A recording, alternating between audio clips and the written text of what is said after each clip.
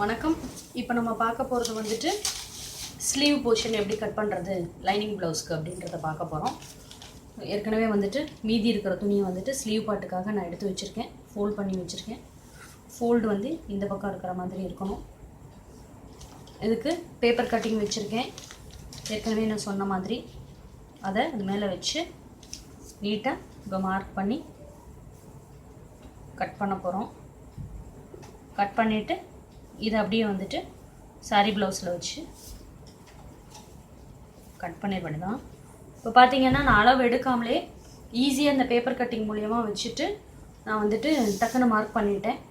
இதே நீங்கள் ஒவ்வொரு தடவையும் நீங்கள் மார்க் பண்ணுற மாதிரி இருந்ததுன்னா கொஞ்சம் லேட் ஆகும். அதனால் எப்பொழுதுமே இந்த மாதிரி பேப்பர் கட்டிங் எடுத்து வச்சுக்கிறது ரொம்ப நல்லது. இப்போ நான் மார்க் பண்ணிவிட்டேன். மார்க் பண்ணிவிட்டு அதில் நான் கட் பண்ணுறேன். இப்போது இந்த லைனிங் பார்ட்டை வந்துட்டு வெட்டியாச்சு.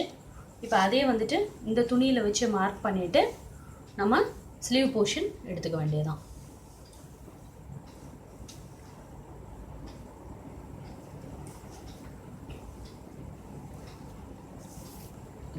இப்போ நான் ப்ளவுஸ் மேலே வச்சுருக்கேன். இது வந்துட்டு லைனிங் ப்ளவுஸு, இதுக்கு கீழே இருக்கிறது வந்துட்டு நம்மளோட சாரீ ப்ளவுஸு.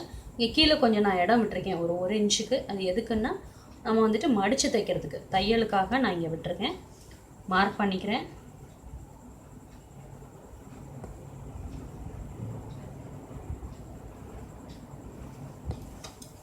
அதுலேயே அப்படியே வெட்டிக்கலாம். ஸோ நம்மளுக்கு இப்போ வந்துட்டு ஸ்லீவ் ரெடி ஆகிடும். அடுத்தது நம்ம பார்க்க போகிறது வந்துட்டு பட்டி. முக்கியமான பாகங்கள் எல்லாத்தையுமே நம்ம வந்துட்டு ஃபஸ்ட்டே வெட்டி வச்சுக்கிட்டோம் அப்படின்னு சொன்னிங்கன்னா நம்மளுக்கு வந்துட்டு ஈஸியாக நம்ம சீக்கிரமாக அட்டாச் பண்ணுறதுக்கு ஈஸியாக இருக்கும். இப்போ கைப்பகுதியையும் நான் வெட்டிட்டேன், அதுக்குரிய லைனிங்கையும் வெட்டியாச்சு. இப்போ அடுத்து நம்ம பார்க்க போகிறது வந்துட்டு ஸ்லீவ் போர்ஷன். எப்படி ஸ்லீவ் போர்ஷன் கட் பண்ணுறது அப்படின்றத நம்ம இப்போ பார்த்துருவோம். அடுத்து நம்ம பார்க்க போகிறது வந்துட்டு பட்டி போர்ஷன். பட்டிக்கு வந்துட்டு பார்த்திங்கன்னா எப்பொழுதுமே வந்துட்டு துணி கொஞ்சம் அட்ஜஸ்ட் பண்ணுற மாதிரி தான் வரும் லைனிங்கில். அதனால் துணி இருந்துச்சுன்னா நீங்கள் நீளமாக போட்டு கட் பண்ணிக்கலாம். அப்படி இல்லைன்னா நீங்கள் ஒட்டு கொடுத்து அதுக்கப்புறமா தான் நீங்கள் கட் பண்ணுற மாதிரி வரும். நான் ஏற்கனவே வந்துட்டு என்னோடய சார்ட் பேப்பரில் நான் எடுத்து வச்சுருக்கிறேன், மார்க் பண்ணிக்கிறேன். ஸோ இது வந்துட்டு ஒட்டு கொடுக்கணும் அப்படின்றதுனால நான் முதல்ல இதில் வெட்டிக்கிறேன். ஏன்னா உள்ளார வந்துட்டு பட்டின்றதுனால இதே கலரில் தான் இருக்கணுன்றது கிடையாது. அதனால் எந்த துணியை வேணாலும் யூஸ் பண்ணிக்கலாம். இப்போ சப்போஸ் உங்களுக்கு வந்துட்டு ப்ளவுஸ் பட்டி, அதாவது லைனிங் ப்ளவுஸ் உங்களுக்கு உள்ளார கொடுக்குற துணி பத்தலை அப்படின்னு நினச்சிங்கன்னா நீங்கள் முதல்ல வந்துட்டு இதை சாரீ ப்ளவுஸில் இருக்கிறத முதல்ல வெட்டிக்கோங்க. வெட்டிக்கிட்டு உள்ளார வந்துட்டு கொஞ்சம் நம்ம வந்துட்டு ஒட்டு போட்டு அதுக்கப்புறமா நம்ம வந்துட்டு ப்ளவுஸை அட்டாச் பண்ணிக்கலாம், அந்த பட்டிக்குரிய உள்ளார இருக்கிற துணியை. அதனால் நான் இப்போ பட்டியை மட்டும் நான் கட் பண்ணிக்கிறேன் இந்த இதில். ஸோ மோராலஸ் எல்லா பாகங்களையும் நான் வந்துட்டு இப்போ வெட்டிட்டேன். ஸோ அடுத்து வந்து ஜாயின் பண்ணுறது தான். ஜாயின் பண்ணுறது ரொம்ப ஈஸி.